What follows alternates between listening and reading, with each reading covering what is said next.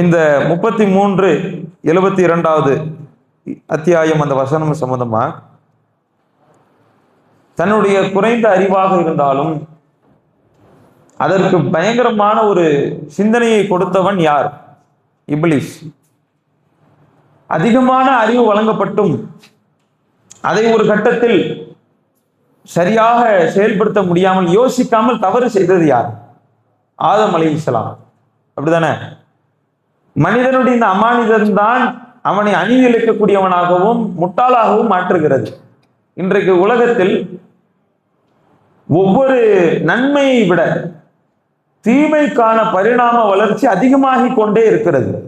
சமூக வலைதளங்கள் நீங்க பார்த்தீங்கன்னா அதிகமான வீடியோக்கள், அதிகமான மக்கள் ஒரு தவறை அதை எப்படி அறிவை கொண்டு பிரபலப்படுத்துவது, அதை இன்னும் பாலிஷ் படுத்தி இன்னும் பரிணாமப்படுத்தி, அன்றைக்கு புகையிலைன்னு இருந்துச்சு, இன்னைக்கு எந்த அளவுக்கு வந்துருச்சு? கஞ்சா அளவுக்கு வந்துருச்சு. அன்றைக்கு சாதாரண பானங்கள், இன்றைக்கு அதுலேயே பயங்கரமான பெயர்கள் வந்துருச்சு. வகை வகையான பானங்கள், குடிபானங்கள். ஒவ்வொரு தீமைக்கும் அறிவுகள் செலுத்தப்பட்டு கொண்டே இருக்கிறது. எல்லாத்துக்கும் யோசனை இருக்கு. யோசிக்காம இவ்வளவு வளர்ந்துச்சு. யோசிக்காமே கஞ்சாவை எப்படி இன்றைக்கு மக்கள் மத்தியில பெரிய அளவுல ஒரு பிரச்சனையாக, இது இல்லைன்னா என்னால் இருக்க முடியாதுன்ற அளவுக்கு ஒருத்தர் கொண்டு போயிருக்கான்னா எவ்வளவு பெரிய யோசனை யோசிச்சிருப்பான். இது எப்படி நம்ம கேங்கு கொண்டு போகணும், இதை எப்படி ஒரு மாவட்டத்துல கொண்டு போகணும், இதை எப்படி ஒரு மாநில அளவுக்கு கொண்டு போகணும், அதுக்கு எந்த பசங்களை பிடிக்கணும், எந்த இளைஞர்களை பிடிக்கணும், எப்படி கொண்டு போகணும், எப்படி சிக்கக்கூடாது, இதற்கெல்லாம் அறிவு பயங்கரமா பயன்படுத்துற ஒரு காலத்தை நம்ம பார்த்தோம். தீமைக்கான அறிவு பெருகி விட்டது. இஸ்லாம் சொல்லுகிற அடிப்படையில் தான் ஒருவன் தன்னுடைய சிந்தனையை, அறிவுங்கிறது எல்லாருக்கும் சமம், அறிவு எல்லாருக்கும் சமம். 2 நபர் இருக்கிறாங்க, 2 மனிதர்கள். ஒரு மனிதருக்கு அல்லாஹ் அந்தஸ்தை வழங்குகிறான், இன்னொரு மனிதருக்கு அல்லாஹ் இழிவை வழங்குகிறான். 2 பேருக்கும் ஒரே அறிவு தான், கொடுக்கப்பட்ட எடை சமமான எடை தான். எதுல வித்தியாசப்படுறான்னா இவனுடைய யோசனை அல்லாஹ்வுடைய மார்க்கம் சொன்ன அடிப்படையில் சிந்தித்து பார்க்கின்றான். இவனுடைய யோசனை மனோ இச்சையின் அடிப்படையில், ஈமான் இல்லாத அடிப்படையில் தவறுகளுக்கு சிந்தனை ஊட்டினான். அப்ப அல்லாஹ்ட்ட ஒரு துவா கேளுங்க, இறைவா எனக்கு கொடுக்கப்பட்ட இந்த அறிவை கொண்டு என்னுடைய வாழ்க்கையில் நான் நிறைய நேரங்களை செலவழிப்பேன். சில நேரங்களை பாருங்க, ஒரு தப்பான கணக்குக்கு பல மணி நேரங்கள் செலவழிச்சிருப்போம். கிடைக்காத விடைக்கு பல மணி நேரம் தலையை சொரிஞ்சு யோசிச்சிருப்போம். ஃபாயிதா இல்லாத ஒரு காரியத்திற்கு அவ்வளவு மணி நேரம் நடந்திருப்போம். கடைசியாக தான் தெரியுது இது ஒண்ணு இல்லை. சில நேரங்கள்ல ஒரு சில இடங்கள்ல நம்ம பாட்டுக்கு வந்துருவோம். வந்ததுக்கு அப்புறம் யோசனை வரும், ஏன் அங்க ஒரு கேள்வி கேட்டிருக்க கூடாது, ஏன் அங்க நின்று இந்த வார்த்தையை சொல்லி இருக்க கூடாது, ஏன் அந்த நேரத்துல ஒரு வார்த்தை அடிச்சு வந்திருக்க கூடாது, சரிதானே, நம்ம பக்கம் சரிதானே இருந்துச்சு. அந்த இடத்துல அந்த யோசனை சிந்திக்கல. வந்ததுக்கு அப்புறம் யோசிக்கிறது, ரூல்ஸ் பேசியிருக்கணும், விட்டுருக்க கூடாது, இடிச்சவன நம்ம பயந்துட்டு போயிட்டோம், நம்ம மேல தப்பு இல்லை. அந்த ஸ்பாட்ல வரல பாருங்க. ஒரே ஒரு இஸ்லாமிய சிந்தனைக்கு ஒரு உதாரணம் சொல்றேங்க. அபூபக்கர் ரலியல்லாஹு அல்லாஹ்வுடைய தூதரை கூப்பிட்டு போயிட்டு இருக்காரு. அந்த அறிவு எவ்வளவு சிந்தனையோட இருக்கணும்னா, அல்லாஹ்வுடைய தூதரோட ஹிஜ்ரத் பண்ணி போய்கிட்டு இருக்கிறாரு. முகம்மதை கண்டால் தலையை கொண்டு வருபவருக்கு 100 ஒட்டகம் தேடிக்கிட்டு இருக்காங்க, வலைய விரிச்சு தேடுறாங்க, யார் முகமதே தெரியாது. ஆனா கண்டுபிடிக்கணும். முகமது முன்னாடியே வர்றாரு. மக்காவிலிருந்து மதீனாவுக்கு சென்று கொண்டிருக்கிறார்கள். மதீனாவிலிருந்து ஒரு மனுஷன் கேள்விப்பட்டு, மதீனாவில் தானே இருக்கிறாரு, மக்காவில் முகமதுனே யாருன்னு தெரியாது, அவர் அந்த ஊருக்காரு, ரசூலாவுக்கு முன்னாடி தான் வர்றாப்ல. ரசூலாவுக்கு தெரியுது இவர் முகமது, இவருக்கு முகமது இல்லைன்னு தெரியும்.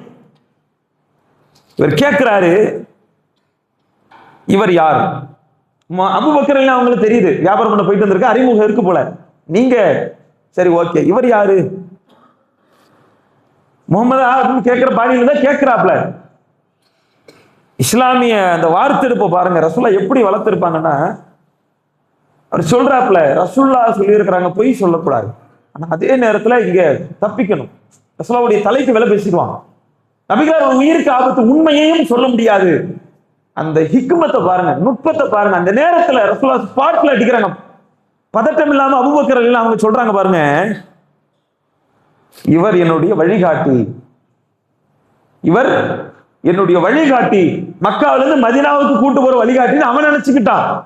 அப்படியா, சரி ஓகே. வழிகாட்டியா ரகுபர், ஓகே. ஆனா அவர் சொன்னது சொர்க்கத்திற்கான வழிகாட்டி. இந்த வார்த்தைகள் இருக்கு பாருங்க, இஸ்லாமிய சிந்தனை இதுல அதிகமா நம்மளுக்கு சொல்லுது. அறிவை எப்படி பயன்படுத்தணும் தெரியுமா? முட்டாளா இருக்கக்கூடாது, கிளவரா யோசிக்கணும், பாயிண்டா பேசணும். நபிகளார் ஒரு வார்த்தை பேசினால் ஆயிரக்கணக்கான அர்த்தங்கள் கொண்டதாக இருக்கும். பல அர்த்தங்கள் கொண்ட ஒரு வார்த்தையை நபிகளார் ஒரே வார்த்தையில சொல்லுவாங்க. ஒரு வார்த்தை தான், அது அப்படி பாத்தீங்கன்னா அவ்வளவு ரத்தின சுருக்கமான வார்த்தைகள். அந்த வார்த்தைகளை கேட்ட நபித்தோழர்கள் அப்படிதான் வளர்ந்தாங்க.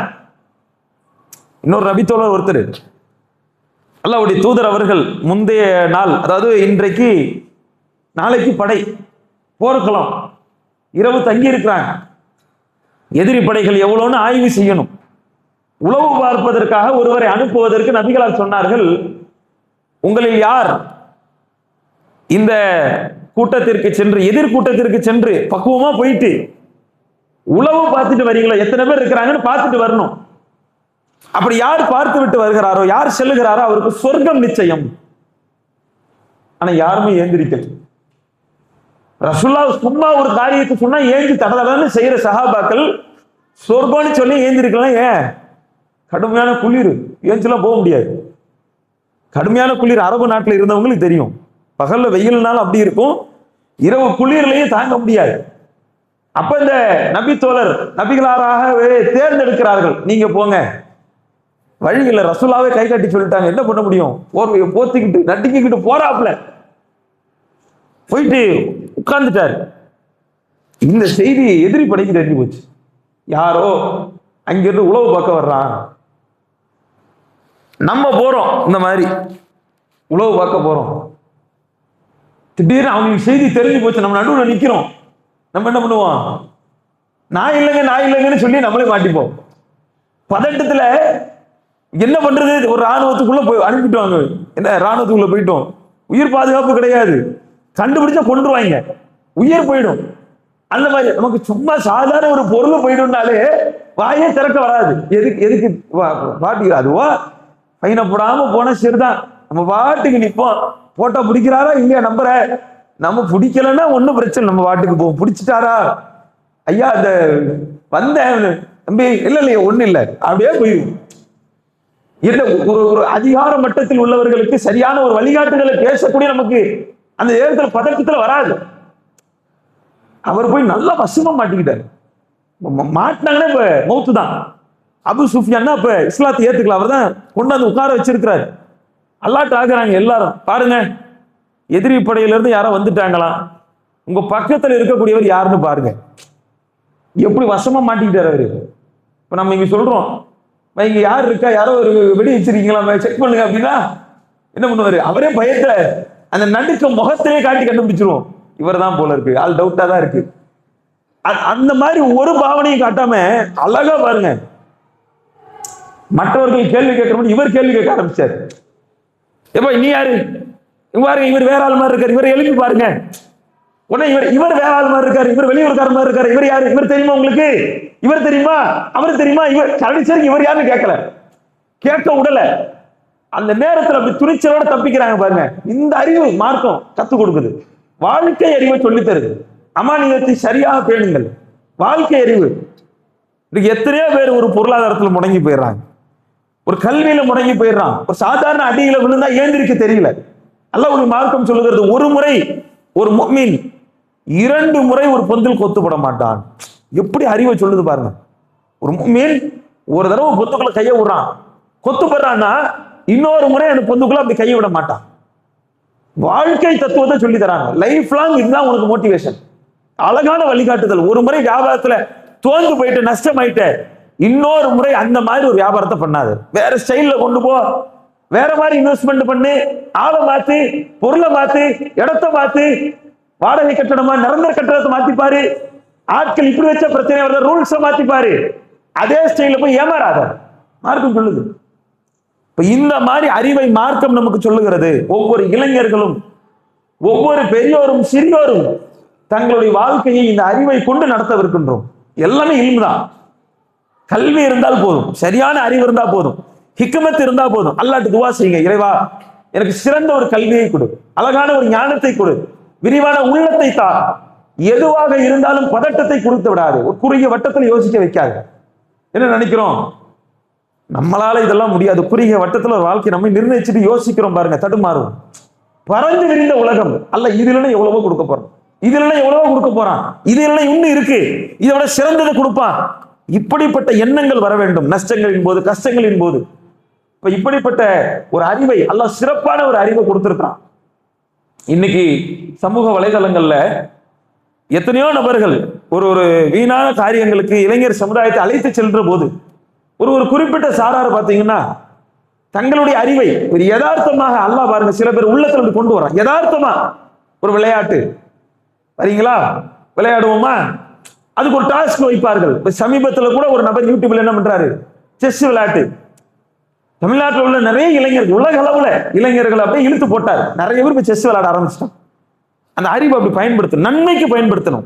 ஒரு நன்மையான காரியம். நபிகளார் அம்பு எய்யக்கூடிய வித்தையை எவன் கற்றுவிட்டு மறந்து விட்டானோ நம்மை சார்ந்தவன் கிடையாது. ரசூலுல்லாஹ் வந்து ஒரு கலைக்கு, ஒரு திறமைக்கு, ஒரு பிசிக்கலை கொண்டு மென்டல் ஹெல்த்தை வலுப்படுத்தக்கூடிய பிசிக்கல் ஸ்ட்ரென்த்தை வலுப்படுத்துவதற்கு ரசூலுல்லாஹ் ஆர்வப்படுத்துறாங்க, தடுக்கல. எந்த ஆன்மீக தலைவரா இது சொல்லுவாங்களா?